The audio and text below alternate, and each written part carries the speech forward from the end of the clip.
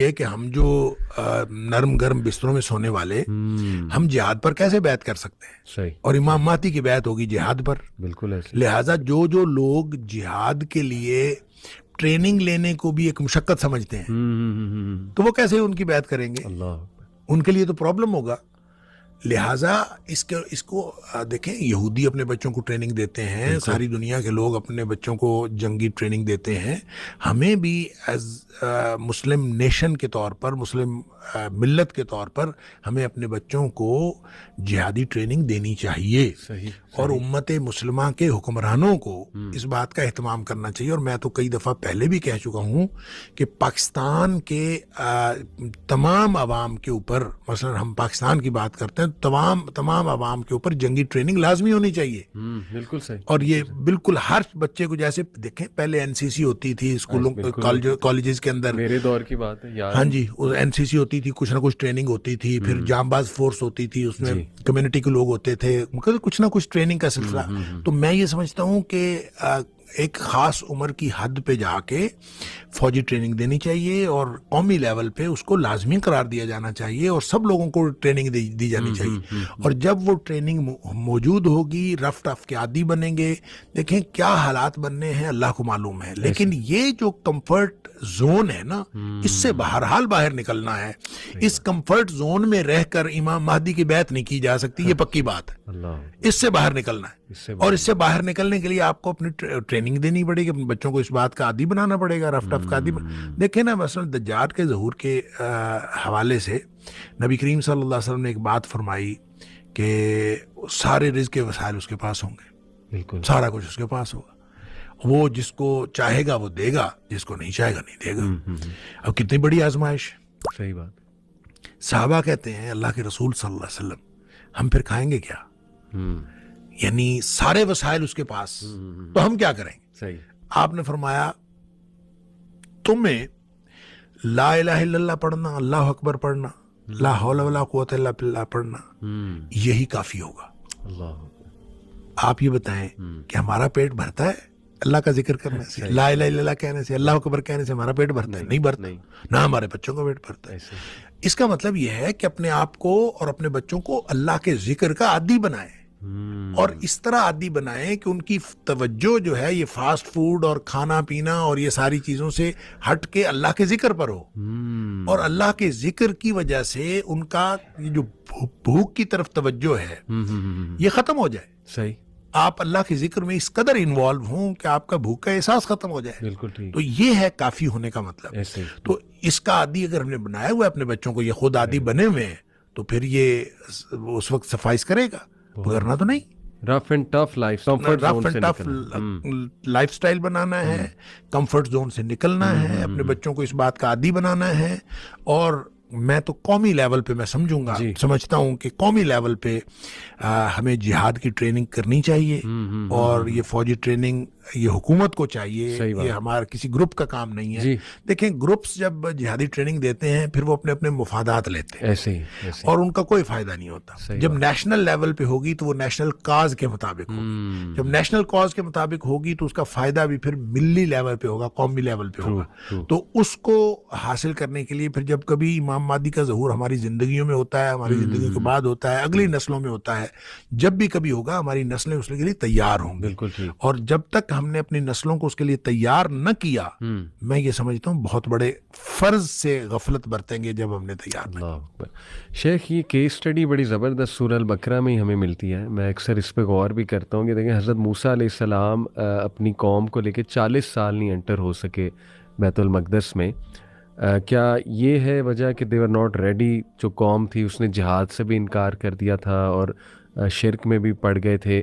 تو اس case study سے ہم یہ بھی سمجھ سکتے ہیں کہ ہماری بھی قوم ابھی اس لیول کی تو ریڈی نہیں. جیسے آپ نے کہا امام مہدی کی فوج میں تو بھول جاؤ، یعنی جب وہ جہاد کے اوپر بیعت کریں گے تو ہماری تو یہ ٹریننگ ہی نہیں ہے، اور شاید اسی لیے ہم پہ یہ وبال بھی آیا ہوا. آپ اندازہ کریں کہ جب 1/3 لوگ جنہوں نے امام مہدی کو ماننا ہی نہیں مسلمانوں میں سے، کتنی بڑی تعداد ہے. اللہ اکبر.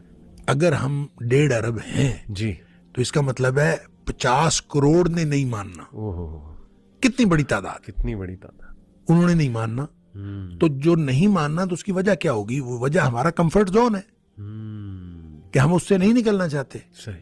ہم جا کے اپنے آپ کو اس رف ٹف لائف میں نہیں بھیجنا چاہتے اپنے بچوں کو اور خود. جب ہم کوئی ٹریننگ نہیں ہے, کوئی موٹیویشن نہیں ہے, کوئی موٹیویشن کبھی ہوئی ہی نہیں ہے, کبھی کسی نے بتایا ہی نہیں ہے, کبھی کوئی نیشنل لیول پہ کبھی کسی نے اس بات کی تیاری نہیں کی, تو یہ 50 کروڑ تو ایک طرف ہو گئے. باقی کے جو 1 ارب بچے, ان میں سے 50 کروڑ جو ہیں ان جنگوں میں شہید ہوں گے, جو لڑتے ہوئے شہید ہوں گے. 50 کروڑ کتنی بڑی تعداد ہے. اور اس کے بارے میں بھی بہت بعض احادیث ایسی ہیں, کوئی صحیح کوئی غیر صحیح, لیکن ان میں بڑی عجیب و غریب تفصیلات ہیں. یہاں تک کہ مثلاً ایک کوا اڑے گا اور اڑتے اڑتے اس کو جگہ نہیں ملے گی کہیں بیٹھنے کی, اتنی لاشیں ہوں گی کہ اس کو جگہ نہیں ملے گی, اور وہ جاتے جاتے وہ گر پڑے گا اور بالآخر گر کے مر جائے گا, اس کو جگہ نہیں ملے گی بیٹھنے کی, اتنی لاشیں ہوں گی. تو 50 کروڑ اگر مسلمانوں کے شہید ہوں گے تو پھر مقابلے میں جو دوسرے لوگ ہیں ان کے بھی تو لوگ مریں گے نا. تو پھر یہ کتنے بڑے پیمانے پر یہ جو خروج الملحمہ ہے, اس لڑائیوں میں کتنے لوگ کام آئیں گے اور کتنے مسلمان شہید ہوں گے, اللہ کو معلوم ہے. اس کے بعد جو باقی بچیں گے ان کا ایمان ایسا ہوگا کہ جس کو کبھی کوئی فتنہ جو ہے نقصان نہیں پہنچا سکے گا. کمال کمال. یہ جو طالوت کا بھی شیخ واقعہ ہے, اس میں اللہ نے تعریف کی طالوت کی, تو یہ 2 چیزیں بڑی اہم ہیں, العلم اور الجسم. اللہ تعالیٰ نے باقاعدہ اس کی یہ تعریف کی. تو میرے خیال آج بھی نوجوانوں کی توجہ, جیسے آپ نے الجسم کے بارے میں تو کمفرٹ زون سے نکلو, ٹریننگ کرو, اپنی بلڈ کرو اپنی فزیک کو اینڈ ایوری تھنگ. علم کا بھی بہت گہرا اصل میں قیادت کے لیے عام طور پہ لوگوں کا خیال یہ ہوتا ہے, اور یہی خیال بنی اسرائیل کا تھا, اس جو آپ طالوت کی بات کر رہے ہیں, کہ ان کا خیال تھا 2 چیزیں عام طور پہ بنیاد سمجھی جاتی ہیں قیادت کرنے کے لیے, یا ملک کی باغ ڈور ہاتھ میں لینے کے لیے, یا امارت کے لیے. صحیح. وہ ایک دولت ہے اور ایک نسل ہے. آپ خاص نسل سے ہوں, خاص خاندان سے ہوں, اور آپ دولت مند ہوں. یہ 2 چیزیں ہوں تو پھر سمجھا جاتا ہے کہ آپ وہ بیسک کوالیفیکیشن پوری کرتے ہیں کہ جب آپ کو جو ہے وہ مل جائے. تو یہی بیسک کوالیفیکیشن سمجھی تھی بنی اسرائیل نے, اور انہوں نے اسی لیے اعتراض کیا تھا. انہوں نے کہا تھا کہ ان کو مال کے اندر بھی ان کو کوئی ہم سے جو ہے وہ فوقیت نہیں دی گئی, اور نسلی طور پر بھی اس نسل میں سے نہیں تھے جس کو یہودی جو ہیں وہ اپنے میں سے برتر نسل سمجھتے تھے, اس میں سے نہیں تھے. لہٰذا قبیلے کے اعتبار سے بھی اس میں سے نہیں, دولت بھی ان کے پاس نہیں, تو کس لیے ان کو جو ہے وہ ہمارے اوپر فوقیت دی گئی. اس کا جواب دیا گیا کہ تم جن 2 چیزوں کو بنیاد بنا رہے ہو وہ بنیاد ہی غلط ہے.